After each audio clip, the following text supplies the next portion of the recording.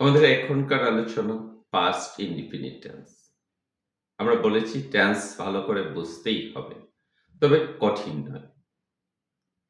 প্রথমে আপনাকে, যেহেতু আমরা বাংলা ভাষাভাষী, আমাদেরকে বাংলায় টেন্সটা ভালো করে ক্লিয়ার করতে হবে। বাংলায় পাস্ট ইনডিফিনিট টেন্সের এক্সাম্পলগুলো কেমন হবে? যেমন আমি খেয়েছিলাম, আমি গতকাল খেয়েছিলাম।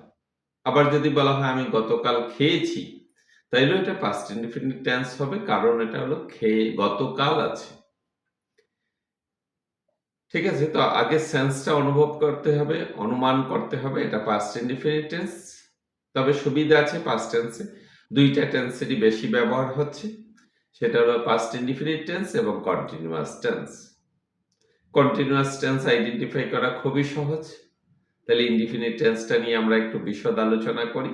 জাস্ট আপনি ভালো করে মনোযোগ দিয়ে 5 মিনিটের একটা ভিডিও শুনবেন, আশা করি আপনার মধ্যে কোনো কনফিউশন থাকবে না। গ্রামাটিক্যাল ফর্ম, সাবজেক্ট প্লাস ভার্বের পাস্ট ফর্ম। ভার্বের ফর্ম তো আমরা জানি, ডু, ডিড, ডান। এই যে মাঝখানে যেটা, এটাই বসাতে হবে পাস্ট ইনডিফিনিট টেন্সে। তাহলে সে কাজটি করেছিল, হি ডিড দ্য ওয়ার্ক।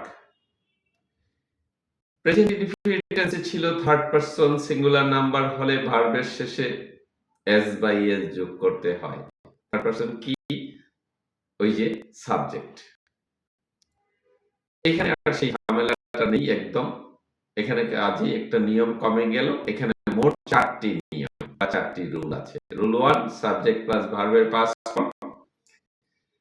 বাক্যটি যদি নেগেটিভ হয় তাহলে ভার্ব, একটা অক্সিলারি ভার্ব আনতে হবে। সেই অক্সিলারি ভার্বটা ছিল প্রেজেন্ট ইনডিফিনিট টেন্সে ডু, এখানে হবে ডিড। তাই যদি ডুটা ডিড হয়ে যায়, তাইলে মেইন যে ভার্বটা থাকবে ওইটার আর পাস্ট ফর্ম হবে না। ওই যে পিলারকে শক্ত করার জন্য ডাবল আর দিতে হবে না। কাজে he did the work, he did not do the work. একটা do main form, main verb, আর একটা হলো অক্সিলারি ভার্ব। প্রশ্নবোধক, ডিড অক্সিলারি ভার্ব সামনে চলে যায়। সে কি কাজটি করেছিল? Did he do the work? যদি ইন্টারোগেটিভ নেগেটিভ হয়, সেই একই নিয়ম, নট নাউনের আগে প্রনাউনের পরে বসবে। Did he not do the work noun হলে, did not Karim do the work. এই 4টা নিয়ম। বলেন তো, এই টেন্সকে সারা জীবন ধরে পড়ার কি আছে?